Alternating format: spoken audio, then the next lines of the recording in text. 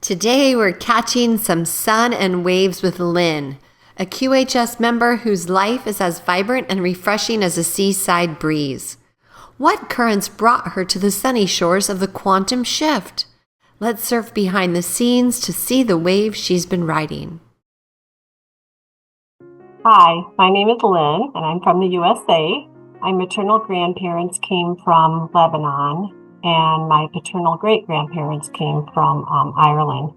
I had an awesome childhood, surrounded by lots of cousins and siblings and friends, and then every Sunday we got together at my grandma's house and always had many chickens to fry and lots of food, especially a lot of Mediterranean type foods that were served. My wonderful parents were married over 50 plus years until my father passed away in 2014. And my mother is currently 92 years old and still lives at home. I have been blessed with 5 siblings, and I am the oldest, and so my leadership skills started with their direction.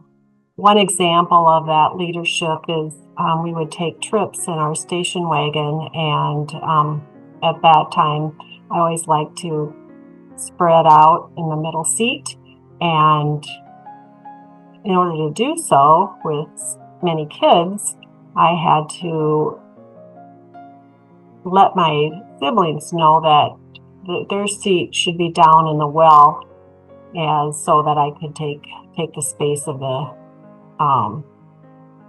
middle seat. I'm not sure why they always listened to me and did that. My parents were just right in the front seat, and they never complained, but they did it as so I'm thinking that leadership was started at that point. I had a 50-year career in food, related in some way or another. I retired 2 years ago as a registered dietitian, nutritionist, and I worked in nursing homes and hospitals. I was a consultant. I was the executive director for the State Dietetic Association. I served leadership roles on the national level. I also served within my community on boards and other positions. It was probably the best career at that time, and now I know that many of the things I told my clients were lies, things that I look back on, and some of the things I did realize, when we were told to tell our patients that margarine was the best choice for our heart, and it didn't resonate with me, and I then started telling people to go back to butter, and I did it in my own life as well, because margarine, being such a plastic, was the wrong thing to do. And there were other things that especially the last 10 years, when I was working that, I could sense that the science didn't back up what was going on. So I have mixed emotions, but overall, that career did serve me well. I have been known amongst my family and friends as the Energizer Bunny. I probably need 6 hours of sleep a night, and I'm ready to go in the morning, and I usually exercise in the morning, and I do it 5 to 6 days a week.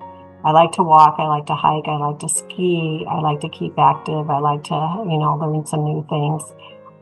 So I continue to do that even now.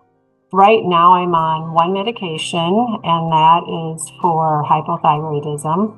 And I also take a flaxseed oil supplement, 2 capsules a day that my ophthalmologist recommended for my dry eyes. I did have LASIK surgery in 1998, and which was great because at age 9, I started wearing glasses.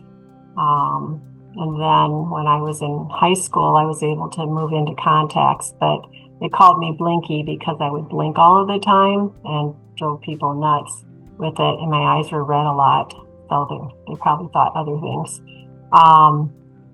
And so when I was able to get the LASIK, that was like a dream come true in order to have that surgery done. And in 2005, I had to have a correction in one of the eyes.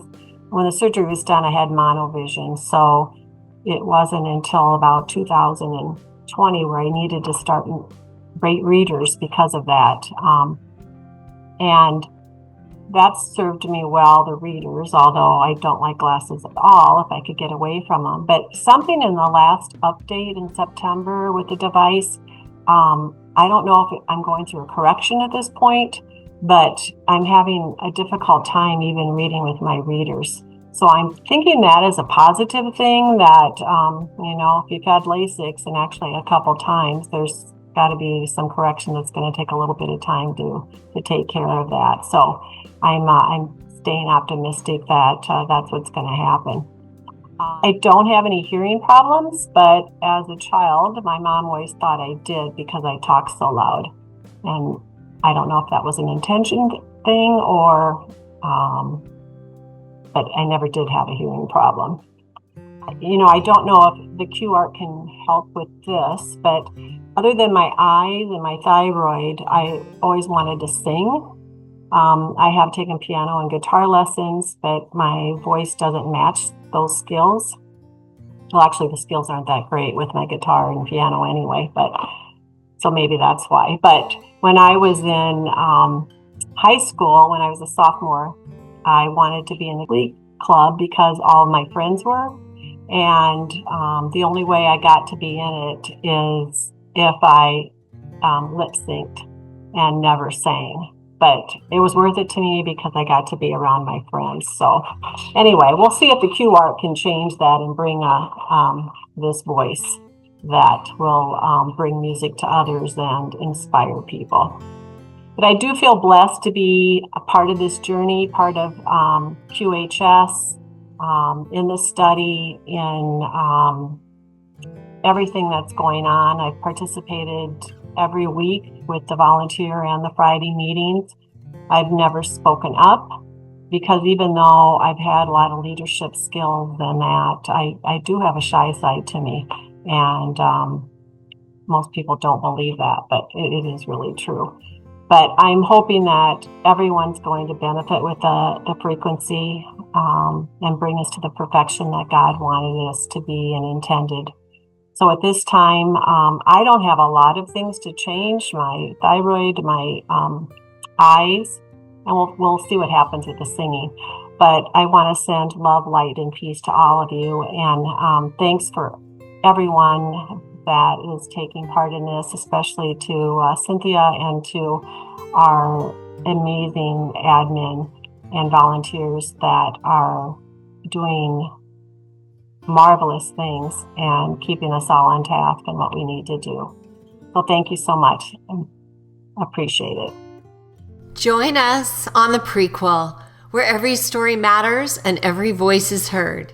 Because here at QHS, we're all about healing, learning, and growing together.